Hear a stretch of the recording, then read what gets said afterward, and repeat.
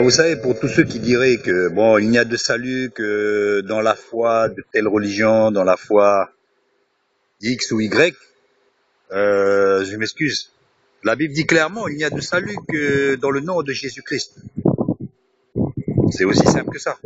Donc, vous savez, il y en a, ils ont, on dirait, des vieux démons, quoi, si on peut dire, des vieux démons qui, depuis des siècles, essayent d'amadouer. Ils essayent d'amadouer les autres religions, soi-disant minoritaires, pour essayer de les rassembler. Voyons pourquoi se diviser, nous avons un seul Dieu, nous avons... On le dit si bien le Christ, je suis pas venu amener la paix, je suis venu amener l'épée. Et aujourd'hui c'est pareil, on n'est pas là pour amalgamer la poussière et l'or, ce qui est vil de ce qui est précieux, c'est pas possible. C'est pas possible. Alors donc, pour ceux qui voudraient dire que il n'y a de salut qu'en leur religion, quelle qu'elle soit, je vais pas dire le nom de la religion parce que ce n'est vraiment pas important. Il n'y a aucun autre salut que dans le nom de Christ. Il n'y a sous le ciel, sous le soleil, aucun autre nom par lequel nous puissions être sauvés. Et ce nom-là, c'est le Christ. Donc il n'y a pas photo, il n'y a pas besoin de tergiverser, de dire, d'étudier les Écritures pendant 107 ans. C'est noir sur blanc. Il n'y a aucun autre nom par lequel nous puissions être sauvés. Ce nom-là, c'est Jésus, simplement. Ce n'est pas la peine de changer de religion, de quoi faire. C'est simple. D'étudier la Bible pendant des années, ce n'est pas possible. Ça ne servira à rien. Le salut est dans le nom de Christ, de Jésus. Maintenant, j'en viens à ceux qui laissent leur famille, leurs enfants même, pour aller prêcher l'évangile ou pour aller étudier la Bible.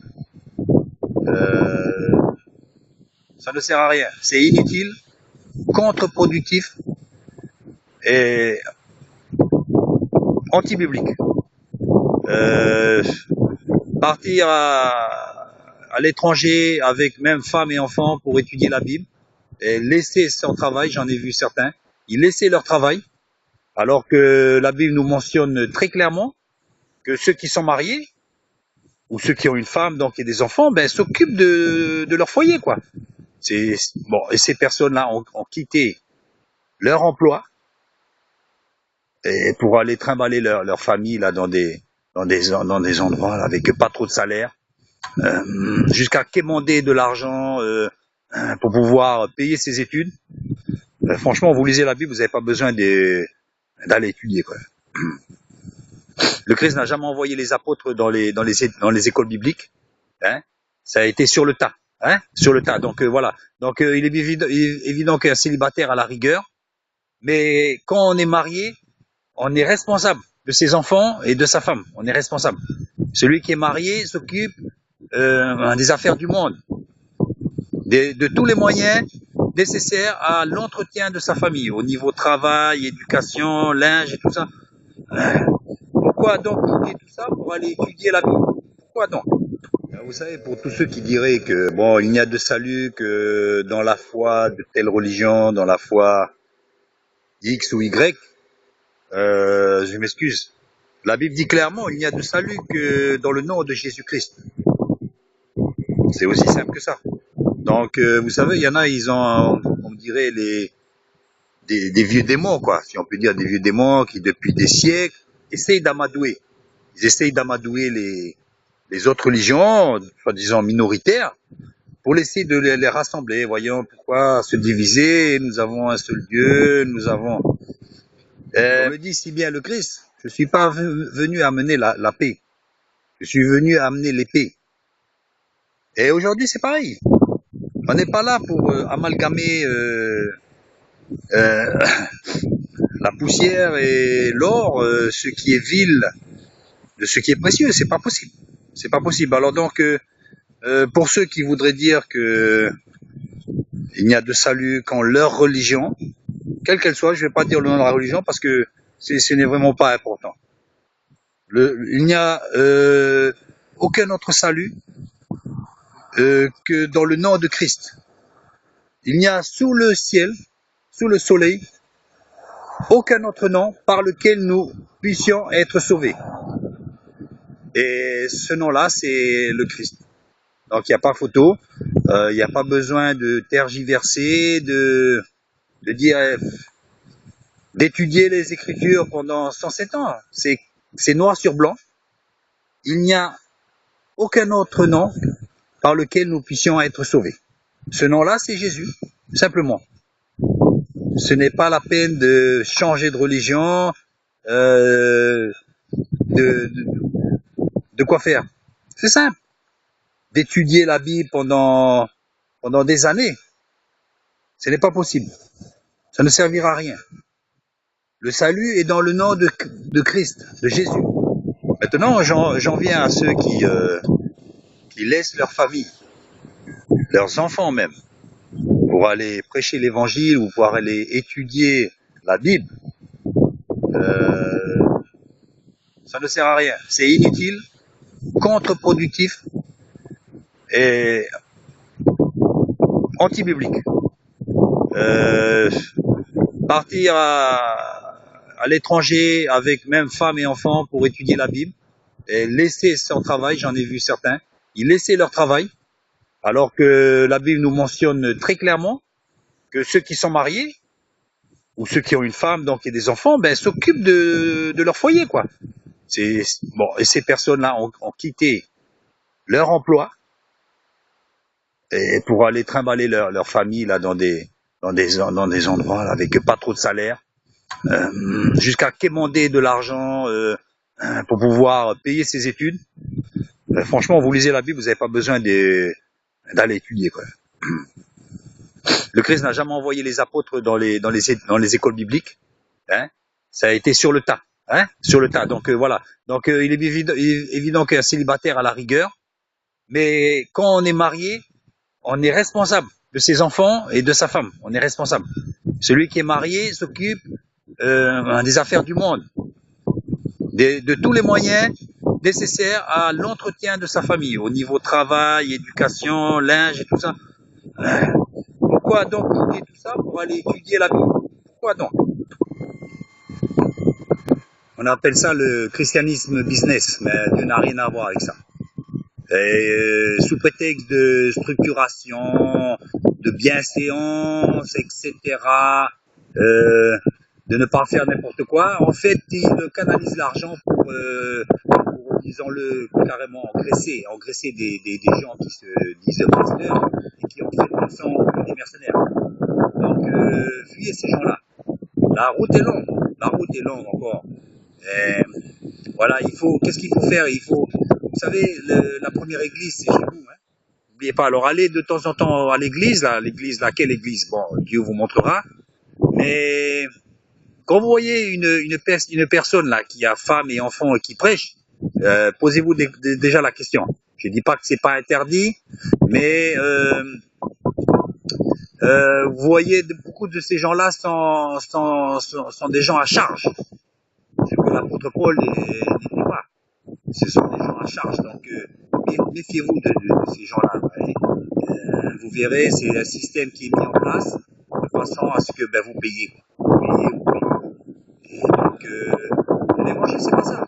Ils font des plans de carrière, ils font des plans pour construire des bâtiments, alors que ce qu'il faut, c'est construire l'église, les pierres.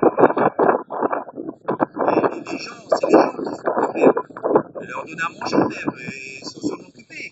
Donc, beaucoup d'argent sont dirigés vers les pierres, vers les constructions. On va faire encore une assemblée là. Oui, alléluia, c'est bien, mais c'est pas le but du jeu. Oh, ouais. À l'origine, c'est quoi? Ils se réunissaient dans les maisons. C'est ça. Dieu nous a pas appelés à gaspiller l'argent pour faire des bâtiments. Il suffit ensuite que des gens mal intentionnés arrivent dans les ministères et prennent ces bâtiments. Donc, et après, vous aurez quoi à dire? Vous aurez rien à dire. Même quand vous aurez payé. Et l'argent est mélangé, ça, c'est fini ça. Donc il faut il faut investir dans les pierres vivantes. Quand vous amenez les gens, c'est pas pour les amener dans une religion, c'est pour les amener à Christ. Donc investissez là. Comment investir dans des âmes? Comment investir en nous-mêmes, dans l'Église, en nous aimant les uns les autres? Ça, c'est l'investissement primordial. Si quelqu'un est dans le besoin, comme les premiers chrétiens, personne n'était riche, personne n'était pauvre. Pourquoi? Parce qu'ils mettaient tout en commun. Est-ce qu'on le fait aujourd'hui? Non. On investit dans la pierre, on investit dans les plates de carrière, on investit dans des pasteurs qui font en 10 ans 200 kilos. Il faut arrêter ça, il faut arrêter. Investissez dans votre frère qui a faim, qui n'a pas toujours du travail, qui a des problèmes, mais qui travaille, évidemment. Aidez ces gens-là, aidez, cotisez pour ces gens-là. Regardez les Sikhs, ils donnent 10% de leur salaire. Aucune obligation, évidemment. Mais cet argent va où? 10% de leurs revenus sont destinés pour les pauvres. Tous les jours, vous pouvez avoir de la soupe là-bas chez eux. Sommes-nous plus petits que les Sikhs? Franchement, sincèrement, nous nous disons chrétiens, etc., détenteurs de la vérité. Mais en fait, il y a des autres religions dans certains domaines qui vous dépassent. Donc il faut le reconnaître, il faut arrêter. Vous voyez? C'est comme en France, on dit pays des droits de l'homme. Est-ce que vraiment on est à la hauteur de notre réputation? Voyez-vous? Donc l'Église aussi, elle a à se remettre en question. Il faut arrêter d'investir dans des choses qui finalement ne sont pas bibliques. Dieu nous a jamais dit de faire des crédits pour s'endetter, etc. D'ailleurs, l'endettement est interdit. De s'endetter pour faire quoi? Des bâtiments. Hein? Comme ça, monsieur, il pourra prêcher, il aura à la mezzanine, il aura sa maison, la maison de fonction du pasteur. Hein? Le pasteur, c'est devenu un monarque. Arrêtez. Arrêtez. Est-ce que Jésus avait une maison? Est-ce qu'il avait une maison? Posez-vous la question. Est-ce que Jésus il avait une grande voiture? Il n'y avait pas de voiture. D'accord. Bon, il était sur un chemin arabe, peut-être pas. À pied. À pied. Donc posez-vous la question. Posez-vous la question. La route elle est longue. La route elle est longue. Perdez pas votre temps avec ça. Perdez pas votre temps avec ça.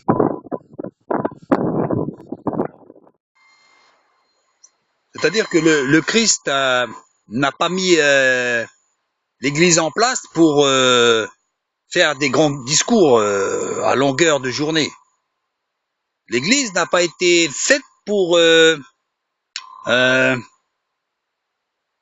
longs discours dimanche après dimanche et puis de repartir après chez soi. C'est vraiment une pâle figure de notre mission. L'Église, c'est les pierres vivantes. Je le redis, c'est les pierres vivantes. Donc c'est ça qu'il faut s'occuper.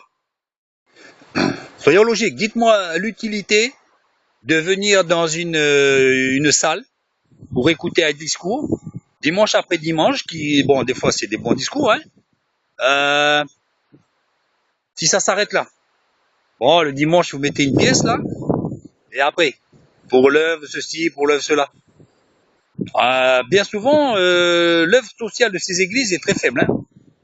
Donc, beaucoup de ces adeptes là, de ces chrétiens, de ces frères, ils vont à l'institution sociale là aussi, hein. Donc il y a quelque chose qui cloche. L'église n'a jamais été faite pour s'asseoir sur un banc dimanche après dimanche, ou mardi et jeudi après jeudi, etc. C'est pas le but de l'église. L'église, c'est pas pour s'enfermer. Le Seigneur a dit, allez de par le monde, allez. Là, qu'est-ce qu'on fait? L'église de quartier, là, on ronronne. Dimanche après dimanche, 10, 20 ans, les gens étouffent.